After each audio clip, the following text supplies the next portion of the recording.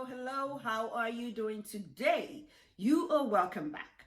The month of March is tagged International Women Month, and I will not let this month slide by without talking about female authors who have made great impacts in the writing industry. There are many women authors. I am one of them. You are probably one of them, or would be one day. And if you are not an author, you are a reader. You are enjoying the juicy part. You get to suck all the juice from the producers, and you are a part of the industry. Because without you, books would be nothing. If you are not known worldwide yet, it is a matter of time. I tell that to myself too. So, happy International Women's Month to all women out there doing great things to shake the world around them and beyond. Today, I will share with you some books written by women authors and some with strong female characterization. I will finish by beginning the reading of Agatha Christie's The Secret of Chimneys. So, stay with me, don't go nowhere.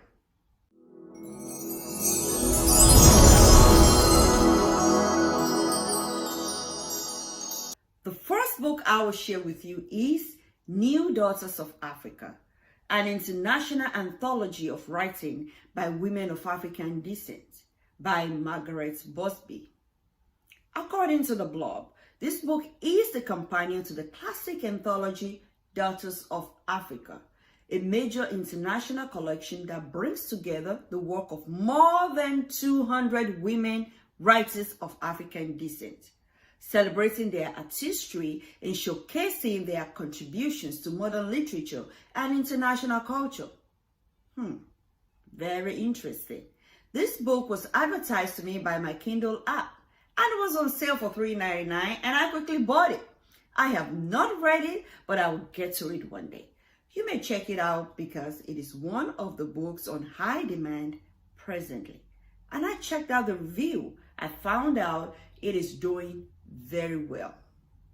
Contributors to this book include Chimamanda Ngozi Adichie, Edwidge Danticat, Philippa Yersa de Villas, Inendi Okorafor, Chinelo Okparanta, and many more authors. So if you read books by African authors, you would want to read this one.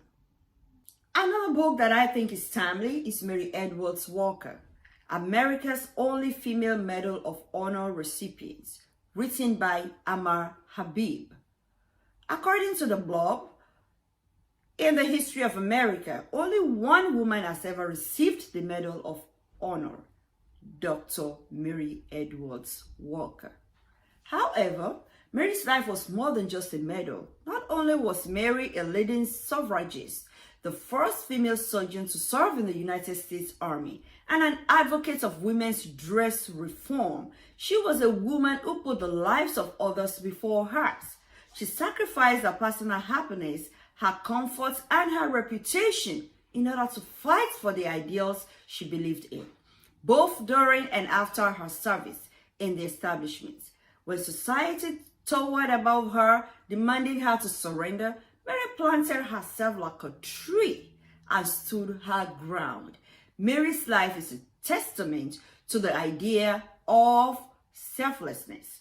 Today, many Americans stand on her shoulders. This book is more than a simple biography of Mary's life. Instead, this book seeks to understand the woman behind the medal. It seeks to discover the core of Mary's being and the inspiration that turned her into who she was. People may know Dr. Walker. The question is, who was Mary? So I believe this is a historical book. This is a very beautiful book. And I believe when you read this book, you're going to know more about Mary Walker. It's always good to know the person, the woman, the man behind the celebrity.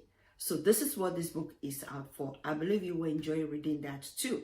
The third book I want to share is A Voice in the Wind by Francine Rivers. I heard about this book for the first time from my good friend Holly. She said she had read the book over and over again. So I checked it out.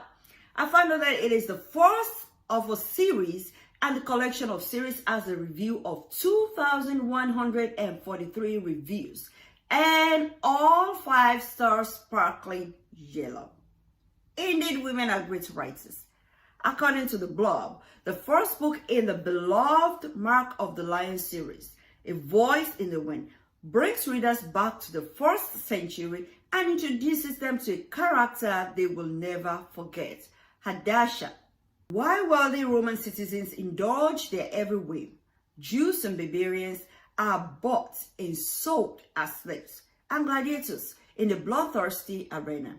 Amid the depravity around her, a young Jewish slave girl becomes a light in the darkness.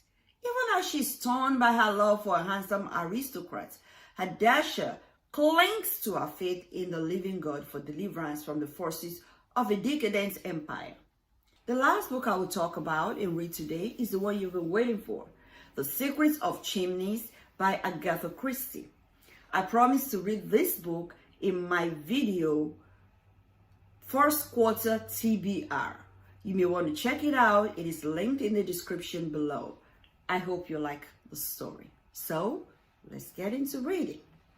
Secret of Chimneys by Agatha Christie. So, I will begin reading. Anthony Cade signs on. Gentleman Joe, why, if it isn't old Jimmy McGrath. Castle Select Store, represented by 7 depressed-looking females and 3 perspiring males, looked on with considerable interest. Evidently, their Mr. Cade had met an old friend they all admired.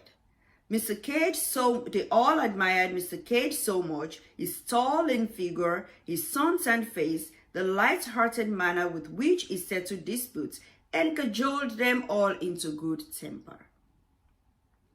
This friend of his, now surely rather a peculiar-looking man, about the same height as Mr. Cade, but thick-set and not nearly so good-looking. The sort of man one read about in books, who probably kept a salon. Interestingly though, after all, that was what one came abroad for, to see all these peculiar things one read about in books. Up to now, they had been rather bored with Bulawayo. The sun was unbearably hot, the hotel was uncomfortable, there seemed to be nowhere particular to go, until the moment should arrive to motor or the matterpose. Very fortunately, Mr. Cade had suggested picture postcards. There was an excellent supply of picture postcards. Anthony Cade and his friend had stepped a little apart. What the H are you doing with this pack of females? Demanded McGrath, staring a harem. Not with this little lot, grinned Anthony. Have you taken a good look at them? I have that.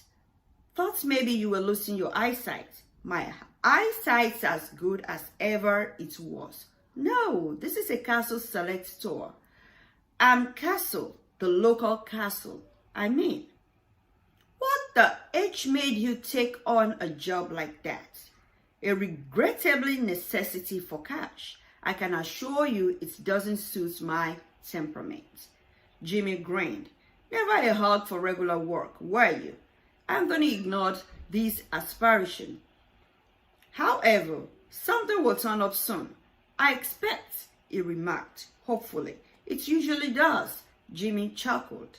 If there's any trouble brewing, Anthony Cade is sure to be in it sooner or later. I know that, he said. You've an absolute instinct for Rose and the 9 lives of a cat. When can we have a yarn together? Anthony sighed. I've got to take these cackling hens to see Rhodes' grave. That's the stuff, and Jimmy approvingly said. That's the stuff, said Jimmy approvingly. They'll come back bumped black and blue with the ruts in the road and clamoring for bed to rest the bruises on. Then you and I will have a spot or two and exchange the news. Right. So long, Jimmy. Anthony rejoined his flock of sheep. Miss Taylor, the youngest and most skittish of the party, instantly attacked him. Oh, Mr. Cade, was that an old friend of yours? It was, Miss Taylor, one of the friends of my blameless youth. Miss Taylor giggled. I thought he was such an interesting looking man. I'll tell him you said so. Oh, Mr. Cade, how can you be so naughty? The very idea was that the name he called you. Gentleman Joe? Yes. Is your name Joe? I thought you knew it was Anthony, Miss Taylor. Oh, go on with you, cried Miss Taylor coquettishly. Anthony had by now well mastered his duties. In addition to making the necessary arrangements of travel, they included soothing down irritable old gentlemen when their dignity was ruffled. Seeing that elderly matrons had ample opportunities to buy picture postcards and flirting with everything under a Catholic 40 years of age. The last task was rendered easier for him by the extreme readiness of the ladies in question to read a tender meaning into his most innocent remarks. Miss Taylor returned to the attack. Why does he call you Joe then? Oh, just because it isn't my name. And why Gentleman Joe? The same kind of reason. Oh, Mr. Cade, protested Miss Taylor, much distressed. I'm sure you shouldn't say that. Papa was only saying last night what gentlemanly manners you had. Very kind of your father, I'm sure, Miss Taylor. And we are all agreed that you are quite the gentleman. I'm overwhelmed. No, really, I meant, kind hearts are more than coronets. And Anthony vaguely, without a notion of what he meant by the remark, and wishing fervently it was lunchtime. That's such a beautiful poem, I always think. Do you know much poetry, Mr. Cade? I might recite. The boy stood on the burning deck at a pinch. The boy stood on the burning deck, whence all but he had fled. That's all I know. But I can do that beat with action if you like. The boy stood on the burning deck, whoosh, whoosh, whoosh. The flames you are. Whence all but he had fled. For that beat I run to and fro like a dog. Miss Taylor screams with laughter. Oh, do look at Mr. Cade. Isn't it funny? Time for morning tea, said Anthony briskly. Come this way. There is an excellent cafe in the next street. I presume, said Mrs. Caldecott in her deep voice, that the expense is included in the tour. Morning tea, Miss Caldecott, said Anthony, assuming his professional manner is an extra. Disgraceful. Life is full of trials, isn't it? Said Anthony cheerfully. Miss Caldecott's eyes gleamed, and she remarked with the air of one springing a mine. I suspected as much, and in anticipation, I poured off some tea into a jug at breakfast this morning. I can heat that up on the spirit lamp. Come, Father. All right, I want to stop reading right here on page 5. I've been reading Agatha Christie's The Secret of Chimneys. And if this is a book you like, I would like for you to leave me a comment in the description below so I can continue reading it. Well, I've just started and I've read some lines that are making me smile. Okay, because of the use of words, I'm really enjoying what I am reading. So I picked this book because Agatha Christie's books have sold billions of copies. And it is only outsold by the Bible. So I decided to read this great woman's work. Why? Because I want to be a great writer too. And if people are reading her works, it means they are learning from it. It means they are enjoying what they are reading. And I want to be in the league of people who enjoy reading her. Because she's a household name during her time. Okay, so thank you for watching this video today. Leave me a comment if you like it. If you like what I've done in this video, I want you to give this video a thumbs up. I want you to share. I want you to comment. And if you have not subscribed, consider subscribing to this channel. You can just hit the subscribe right now and also hit the notification bell so you get notified the next time I drop a new video. Until next time, when I come your way again, have a fantastic time. Thank you for your time. Bye.